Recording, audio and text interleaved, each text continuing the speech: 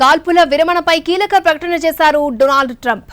ప్రపంచ శాంతికి ఇవాళ బిగ్ డే అంటూ ట్రూత్ లో పోస్ట్ చేసిన ఆయన ఇరాన్ యుద్ధంతో విసిగిపోయిందన్నారు. ఇరాన్ శాంతి వైపు అడుగులు వేయాలని కోరుకుంటోందని, హర్మూజ్ జలసంధిలో నౌకల ట్రాఫిక్ ను తాము పరిష్కరిస్తామని చెప్పారు. మిడిల్ ఈస్ట్ లో పెద్ద ఎత్తున పెట్టుబడులు వచ్చే అవకాశం ఉందన్నారు ట్రంప్. ఇరాన్ పునర్నిర్మాణ పనులు ప్రారంభించే దశలో ఉందని, వారు కుదుటపడే వరకు అమెరికా అన్ని రకాలుగా సాయం చేస్తుందని హామీనిచ్చారు. కాల్పుల విరమణపై కీలక ప్రకటన చేశారు అమెరికా అధ్యక్షుడు ట్రంప్. ప్రపంచ శాంతికి ఇవాళ బిగ్ డే అంటూ ట్రూత్ లో పోస్ట్ చేశారు.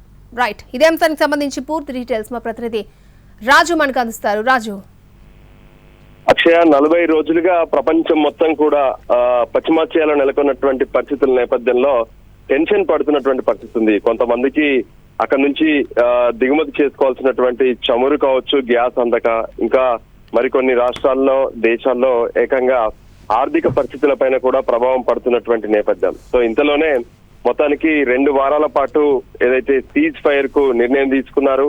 అమెరికా ఒకవైపు ఇరాన్ పైన ఎటువంటి దాడులు చేయమని చెప్పారు. ఇరాన్ కూడా ఇదే ఒప్పందానికి ఒప్పుకున్నారు. అయితే ఇద్దరి మధ్య కూడా మరికొన్ని అంశాల మీద క్లారిటీ రావాల్సి ఉంది. కానీ ఇంతలోనే ట్రంప్ ఒక కీలకమైనటువంటి ప్రకటనను తను రెగ్యులర్ గా పోస్ట్ చేసేటటువంటి ట్రూత్ మీడియా ద్వారా పోస్ట్ చేశారు.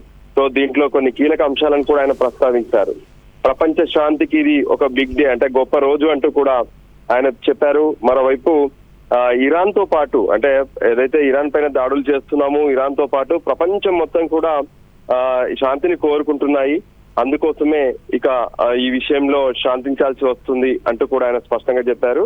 అయితే హార్మూజ్ జలసంధి విషయంలో మాత్రం అక్కడ ఉన్నటువంటి ట్రాఫిక్ సమస్యలను తగ్గించడమే కాకుండా అక్కడ ఉన్నటువంటి కొన్ని ప్రత్యేక పరిస్థితులను కూడా ఏదైతే యునైటెడ్ స్టేట్స్ మొత్తం దాన్ని తగ్గించడానికి సాయం చేస్తుందనే విషయాన్ని కూడా తన పోస్ట్ లో చెప్పారు. ఇంకోవైపు అంతటా కూడా చాలా సానుకూల చర్యలు కనిపిస్తున్నాయి. సో అందుకోసం ఇక ఇరాన్ ను పునర్నిర్మాణ ప్రక్రియ ప్రారంభించుకోవచ్చు అని కూడా చెప్పారు. అంటే గత కొంతకాలంగా 40 రోజుల పాటు జరుగుతున్నటువంటి దాడుల్లో ఇరాన్ ఎన్నో చోట్ల తీవ్రంగా నష్టపోయింది. ఎన్నో భవనాలు కూలిపోయాయి. ఎంతో వ్యవస్థలు మొత్తం కూడా పాడైపోయినటువంటి పరిస్థితి ఉంది. సో వాటిని పునర్నిర్మాణ ప్రక్రియ ప్రారంభించుకోవచ్చు అంటూ కూడా ఆయన చెప్పారు.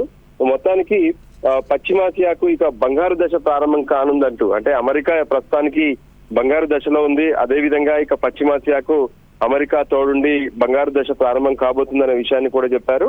ఇక మున్ముందంతా కూడా మంచి పరిస్థితులే ఉంటాయి అనే విషయాన్ని కూడా తన సోషల్ మీడియా ద్వారా, ట్రూత్ ద్వారా ట్రంప్ స్పష్టం చేయడంతో ఇక యుద్ధ పరిస్థితులు ఉండవంటూ కూడా ప్రపంచం మొత్తం నమ్ముతుంది. అక్షయ.